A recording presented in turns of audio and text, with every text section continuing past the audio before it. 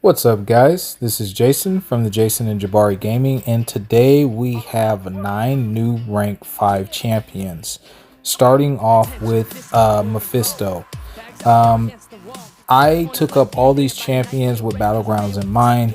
Mephi Boy, in my opinion, is one of the top defenders, granted that your opponent does not have a decent counter to them.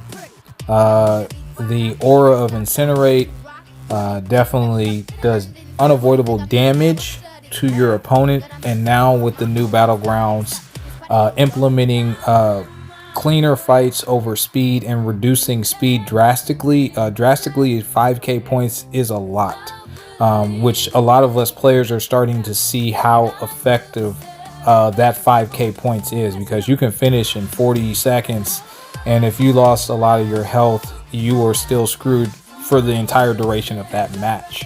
So he was just a no-brainer for me. I thoroughly enjoyed Mephi Boy. I took him up to rank 4 long before most people did, and I've been a long-time fan. I do take him into high tier war. I combo him with Blade, so he'll help out there as well. But yeah, honestly, just the unavoidable damage that he does, he can be a nightmare. The second rank up that I did was Human Torch.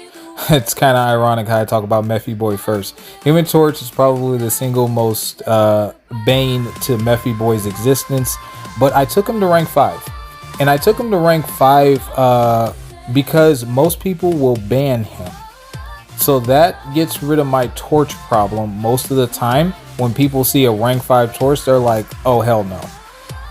So that literally was the reason why I did it. I wanted to get the jump on it first, because I do have a decent sized roster, and most people with decent sized rosters, they don't get like their torches and AA bans because everybody's worried about other champions that they have. So this kind of will direct people, in my mind, and it actually has worked to a certain degree, to get people to ban him for me. So that frees up a ban for me personally, where I don't need to worry about it, because it's a win-win in my opinion. If you ban Torch, that's a win for me, because I don't rely on Torch like that. And if you don't ban Torch, guess what? You have to deal with a rank 5, the fastest Torch there is, Sig 200. So yeah, you're kind of at a double negative there. But that was why I took up Human Torch mainly. The next champion that I took up was Bismarck. Now here's the thing about Bismarck, guys. If you have a 7-star Bismarck, take him up. Do not take the 6-star to rank 5. Invest in the 7-star. That is my advice to you. I do not have a 7-star Bismarck, right? It was the same with my Terax showcase and Terax video. If you have those champions duped as 7 stars, invest in those champions, okay?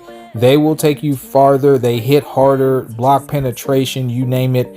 They win in all categories other than temporarily for right now. But since we're in the right now, I did not have that option, and this is who I chose over Domino. I think Bismarck is a bigger threat than Domino, because we're figuring out so many different counters to Domino. Now, don't get me wrong, Domino is Domino. That's never going to change. But Bismarck works very, very well, especially for matchups such as, well, he doesn't work very well for Atuma. You're still going to take damage, but in my opinion, he works better than Domino. I've seen more people die to Atuma using Domino than they have with Bismarck. So Bismarck can get it down, but expect about 30 to 40% of your health missing when you get that fight down. If you're super clean and lucky, you're still taking at least 20% damage as a 6-star rank 5. Now, if you have a rank 2, then you're going to be in a better position. But yeah, Bismarck is a very versatile champion, very dangerous. High Sig, he's 200, so yeah, he's a nightmare. Next up is Korg. Bismarck works very well for Korgs, by the way, for those who did not know that. But Korg is a top defender, period. That's just what it is. I'm not gonna cap it. Korg is a top defender. Okay. So I would also advocate for, if you guys have Korg duped, as a 7-star. Take him up instead of a rank 5. Rank 5s are temporary, okay? They're good, but they're temporary. 7 stars are obviously the future. If you have a dupe Korg, even though he's going to be low sig for a bit, that will be subject to change, as we all know. But if you do not have that option, which once again, I do not, then take Korg to rank 5. He is a problem, even with some of the best counters. We're all human. We mess up. I do it all the time against Korgs. And I see my opponents do it frequently as well. Just because they have a great counter does not mean they're going to finish that fight cleanly or finish it at all. Take him up. He's definitely a wall, kind of like Thing, except for he actually deals damage if they don't play him properly. So yeah, Korg is just an absolute beast. I think we'll probably use mine on defense, which is fine. I don't really take him into any content. I don't have a desire to. He's strictly defensive for me. And that's okay. I have some champions like everyone else that you just strictly use on defense. You can take him on offense against a few key matchups like Quicksilver or Void. He will work, but more often than not, let's just be honest. Let's call a spade a spade. He's a defensive champion, and that's okay. That's completely fine. He does what he does very, very well. He has a lot of health as well too. So with this current meta, I mean, 61k health is nothing to sniff at. And when he's constantly getting that unstoppable, he just takes forever to beat or to take down, and that equates to time. It also can equate to more mistakes for your opponent. So yeah, definitely that's why I took him up. Okay, so the next champion that I decided to take up was Archangel. And honestly, guys, the same reason with Torch. People will ban AA, that's rank 5. They'll be like, oh, hell no. And that was the point. Archangel, you can live by him or you can die by him. You live by the sword, you die by the sword. Same with Torch, right? So again, the reason why I took up Archangel and Human Torch to rank 5 6200 is because I want you guys to do my work for me. I don't want to ban Archangel or Human Torch. I want to worry about other champions that are very, very good against defenders that I have. So I generally don't worry about Archangel or Human Torch because more often than not here recently, a lot of people have been banning one or the other, or in some instances both. And that's completely fine by me because again, you run the risk of me getting that same champion if you do not ban them. And I have the biggest boys there is possible in this game. So that is why I got ahead of the jump on the nuke champions, because I just didn't want to be bothered with them like no one else. Most people have rank 4s. Well, that's fine. I got rank 5, so I'll do my fights faster if we have mirror matchups, probably 9 times out of 10, right? RNG is heavily relied on with Archangel, but still the argument still remains. So next up we have Gallon. I was bouncing back and forth between him and Teddy.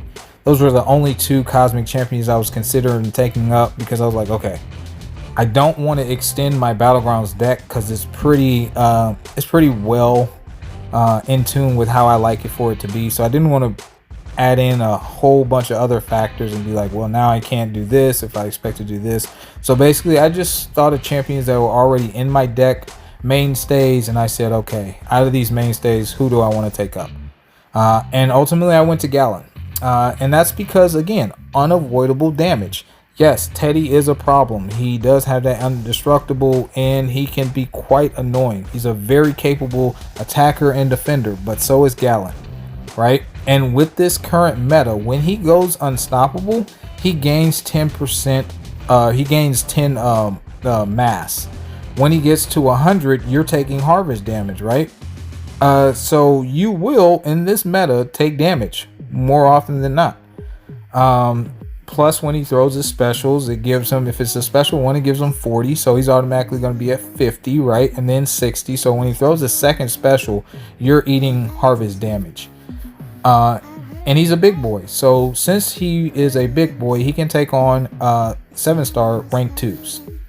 The rank 4 Gallon was struggling a little bit, but the rank 5 has not struggled as much. I died with him to Korgs and stuff because I played really bad, but the fact remains is he can punch up really well, and now he can handle those rank 2 defenders, which from my understanding is the highest there is currently. So that is why I chose him over Teddy, even though both were solid picks in my opinion, and Teddy will go up at some point.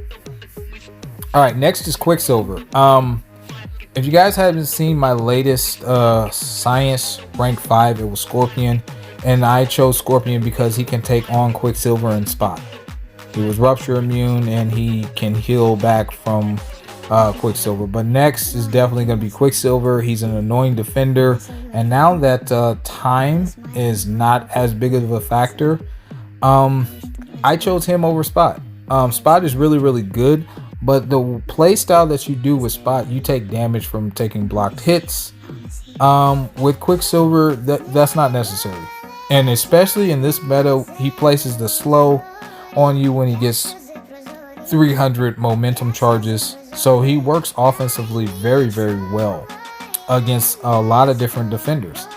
And then that's permanent. That's a permanent slow that stays on him. So then you can just fight Quicksilver style and then drop your opponent. And defensively, he's a nightmare. A lot of people still don't know how to fight him very well. They still take damage. And that's kind of what you want, really. He also helps out in prestige. I'm not going to pretend like that wasn't a factor.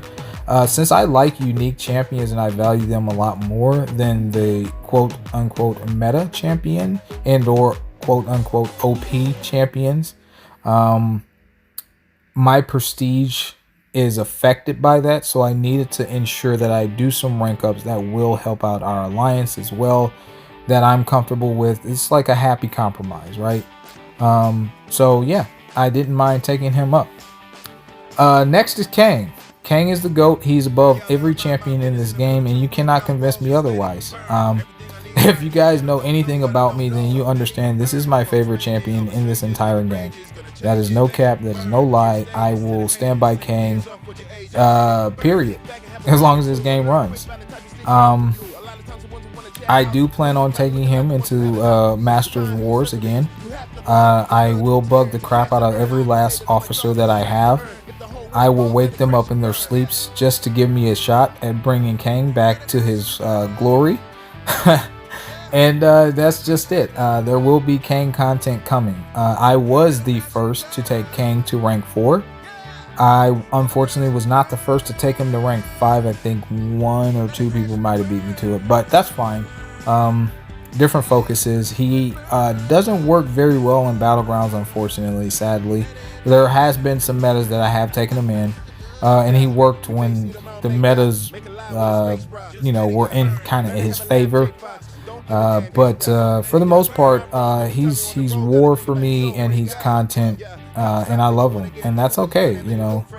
He doesn't maybe fill in all the check marks, but he fills in enough, and ultimately he didn't have to fill in any, guys, because I love the champion. It's just that simple.